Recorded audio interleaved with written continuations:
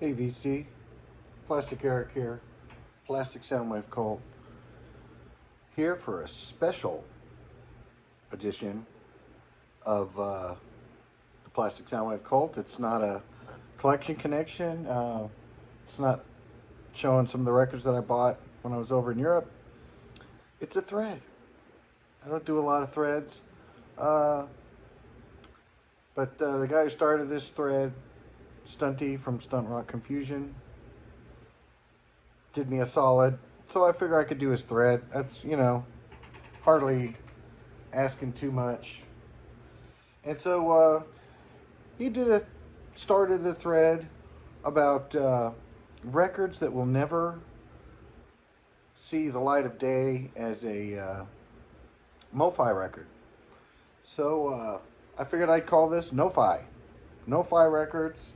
He showed some very interesting ones. One that was covered in sandpaper.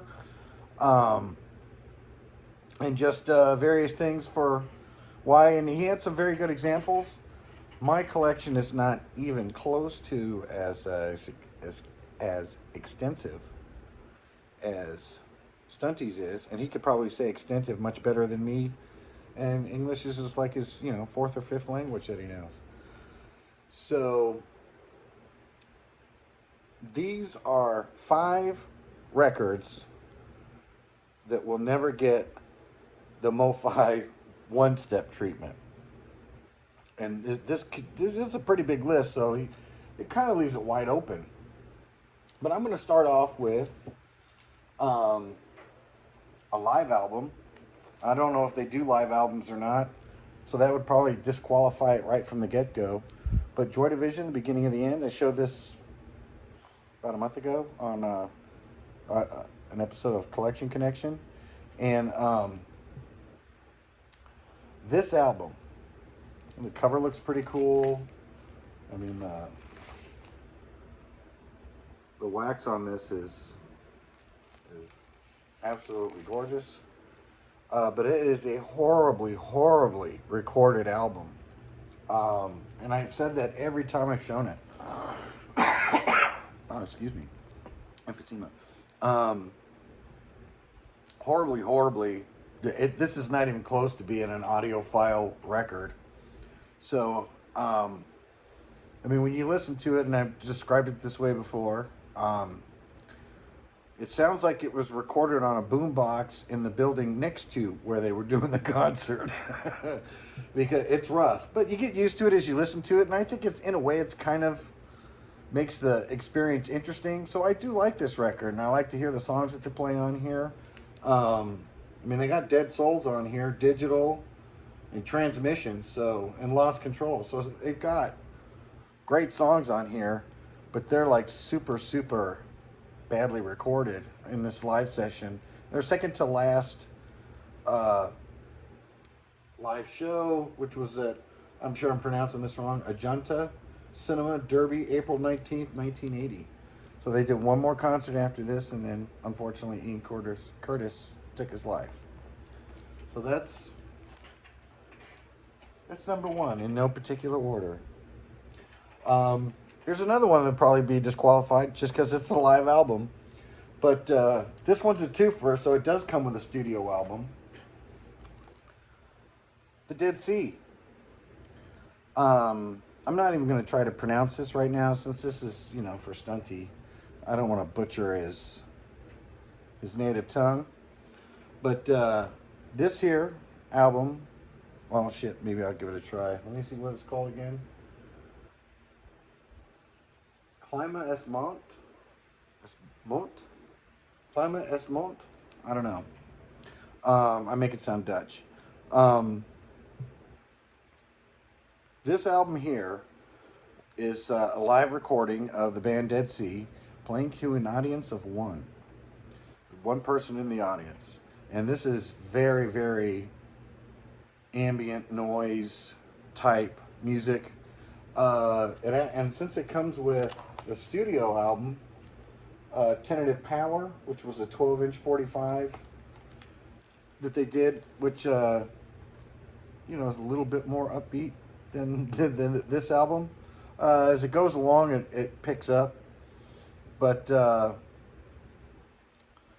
yeah, I don't think you'll ever see the MoFi thing on the top of this album, which would kind of, ruin the cover. Which brings me to my number 3. This is a studio album. It's not live, so it wouldn't get disqualified at first. But Bonzilla Gateway.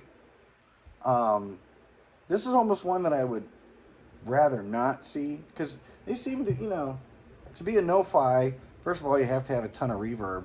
Seems like their stuff is like always super clean sounding. I love this reverb, like all this shit's been recorded in a cave somewhere in, the south of France. And this album here would be ruined, actually, if they did a one-step of this, because if it had that MoFi shit on the top of here, I mean, that would just ruin this album cover. So that's one that will probably never get one, and I'm glad. I'm glad that it won't get one. And don't even think about taking my ID, MoFi. ID, MoFi? This is why you don't eat cheese nips before you do a video. This next one, I mean, it would probably be disqualified anyways because it's a comp. But this is his 20 greatest hits. And it's like he's whispering in your ear, but I don't think he has the fan base clout to be put onto a MoFi one-step. But I can guarantee you it would be all analog. And, as this guy is whispering in your ear as you're listening to this and you enjoy it, I think this too would be ruined by that thing across the top. But Freddy Fender, I mean, what can I say? I'm trying to think of what is one hit on here. I want to say it's been about a year since I've listened to this bad boy. Damn, is it Think About Me? Living It Down? No, I think it's Wasted Days and Wasted Nights. That's what it is. Freddy Fender. I mean, this guy deserves a MoFi one-step if anybody does. I mean, it's Freddy Fender. And this is the guy that kept your parents together. Right? Okay. And you're probably thinking, thank God we're at number 5. This is a record I haven't listened to in a little while, but I just remember getting lost when you listen to it. You just close your eyes and you're there, all the music and the spoken word. It's transcending. It takes you to another place. And this is almost like listening to an album of a comic book, but it's not a comic book. It was a TV show, Space 1999. You will never see this as a MoFi one-step or two-step. It is 100% analog, I think. This is way before computers. On Power Records. And look at,